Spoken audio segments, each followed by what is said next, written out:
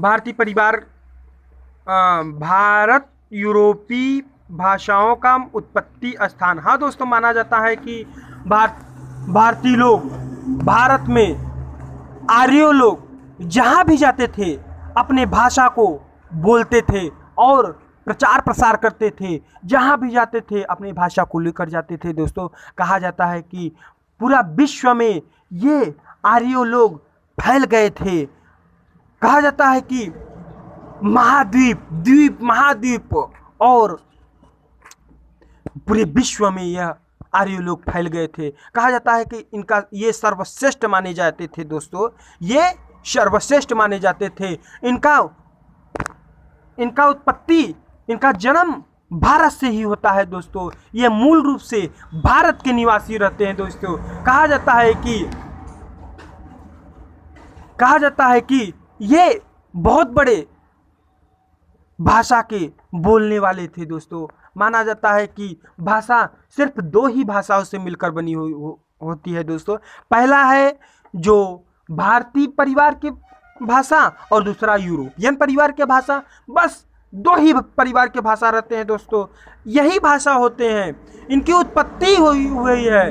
कहा जाता है कि ये आर्य थे। ये पूरे एशिया में अपने भाषाओं को फैला दिए थे। कहा जाता है कि अंग्रेजी भाषा जिस प्रकार से पूरा अंतर्राष्ट्रीय भाषा है, हिंदी भाषा सिर्फ राष्ट्रीय भाषा भारत में ही बोला जाता है, लेकिन अंग्रेजी भाषा अंतर्राष्ट्रीय भाषा है, पूरे देश में पूरे विश्व में बोला जाता है। अंतर्राष्ट्रीय भाषा नेशनल भाषा है। दोस्तों, इसे भारतीय यूरोपीय भाषाओं का उत्पत्ति स्थान, इसका मूल रूप से उत्पत्ति हुई है। आर्यों का मूल रूप से आर्य लोग भारत के ही निवासी माने जाते हैं। दोस्तों, अगला भारतीय रूपी परिवार की विशेषता। हाँ दोस्तों, भारतीय रूपी परिवार की विशेषता। कहा जाता है कि भारतीय रूपी परिवार की विशेषता, भारत में आर्य लोग जहाँ भी जाते थे, जैसे भी जाते थे, अपनी प्रचार प्रसार करते थे और अपनी भाषाओं को जहाँ जाते थे वहाँ लेकर जाते थे। हाँ दोस्तों, अब जहाँ जाते थे आर्य लोग अपनी भाषाओं को लेकर जाते थे। कहा जाता है कि आर्य लोग पूरे महाद्वीप पूरे सगरों फैल जाते हैं। ये सर्वश्रेष्ठ ज्ञानी माने जाते हैं। ये हमारे बोलने का महत्वपूर्ण माना जाते हैं। दोस्तों, कहा जाता है कि इन्हें पहचानना भी बहुत मुश्किल हो जाता है, लेकिन अलग अलग तोड़कर, जैसे हम लोग भारत में हैं तो हिंदी भाषा अलग अलग तोड़कर समझते हैं। हम लोग हिंदी समझ जाते हैं, कोई संस्कृत समझ जाता है, कोई उर्दू समझ जाता है।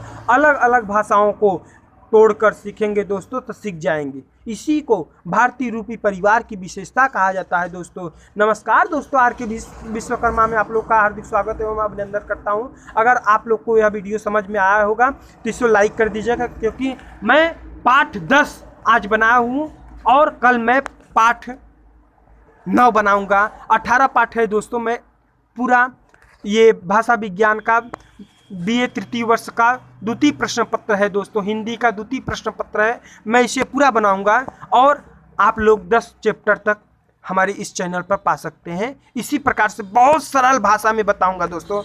धन्यवाद दोस्तों, इसे लाइक सब्सक्राइब जरूर कर देना, क्योंकि मेरी मेहनत का यही फल होता है दोस्तों।